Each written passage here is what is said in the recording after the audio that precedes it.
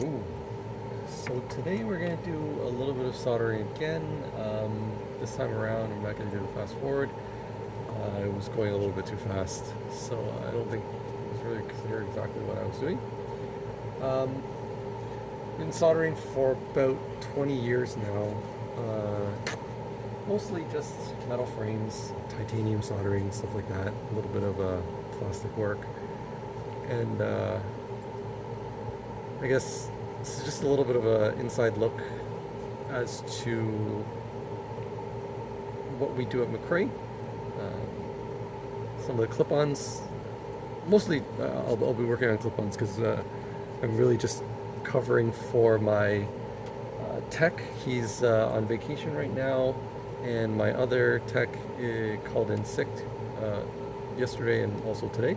So this is actually a really good time for me to do some soldering, have a little bit of fun. So first of all, I'm just going to turn the flame on, make sure that everything is in the right position. This is a little bit awkward in terms of the camera positioning, just because I want to make sure that everything is in view. I'm kind of multitasking right now. That looks pretty decent. Frame is here, okay. And yeah, I'm gonna start working on some stuff then. So this particular job is pretty standard. We basically have claws that sometimes aren't quite long enough to fit onto the frame properly and fit like with a nice tight and or close fitting for the clip. And what we end up doing is we just remove this claw because it's not quite long enough, and add longer ones on.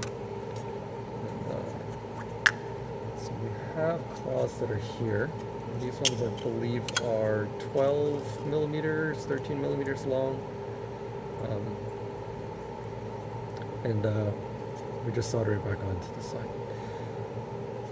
Going to lower the flame a little bit so it's not quite as intense.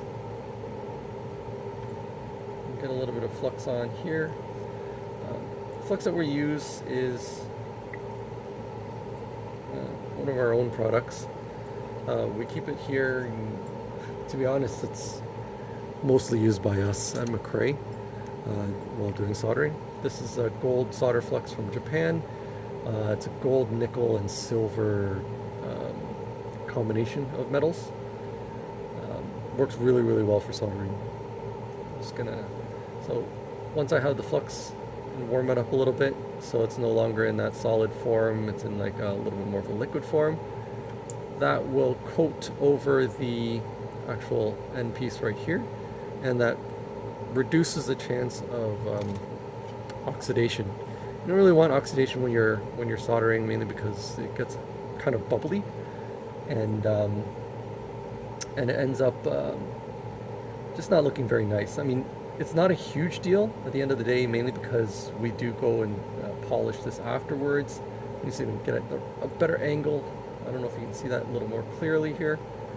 So you can see that flux kind of heating back up, bubbling up, and coating the area that I'm soldering at.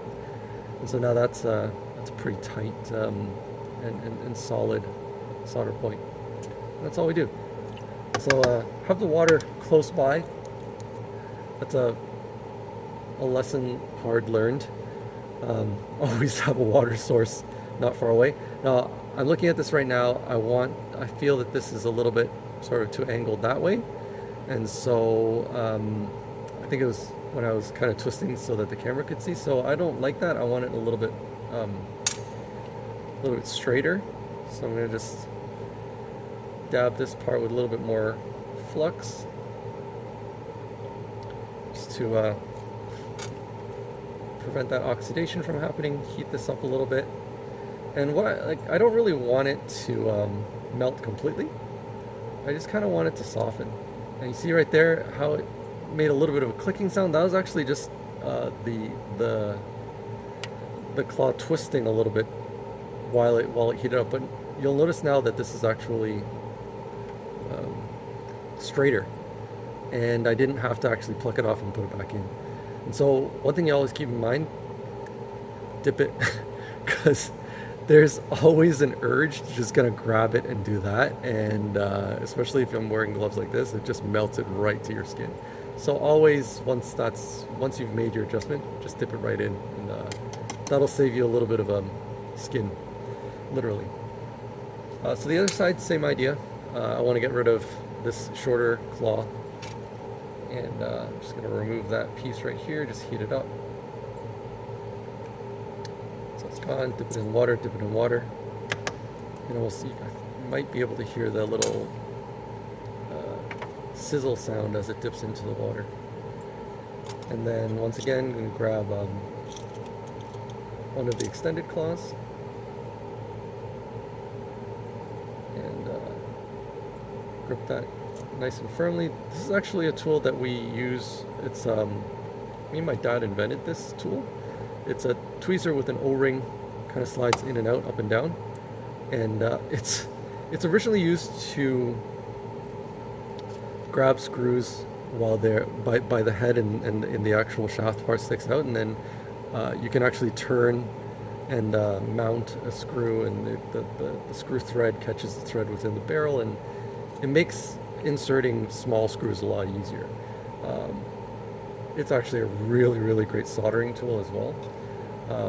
Holds on to everything perfectly. It's a really pointed tip, very easy to use. I'm not having to press down and keep the actual tweezer closed, which actually adds a little bit of pressure to the grip, which makes your hands tremor, or causes tremor in your hands, and you definitely don't want that. So you can see, just heated up that flux, liquefied it, covered over the area so that it prevents any kind of oxidation, then soldered on the gold. I haven't dipped this in water yet. Now it's cooled down. It's great.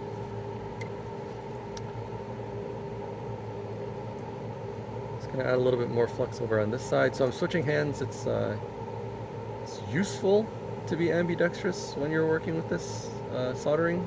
I mean, obviously not necessary, but it's because we're switching sides, it's a lot easier to hold on this side like this. And I'm just going to position it to the area that I want it to go at, and start to solder this on. You can see the flux immediately turn and liquefy.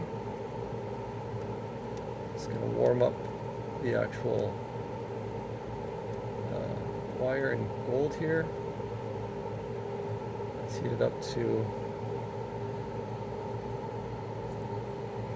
there we go. Oh, not touching it, dipping it in water first, and there we go.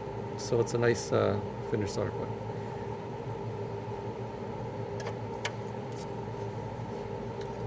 All right, on to the next job.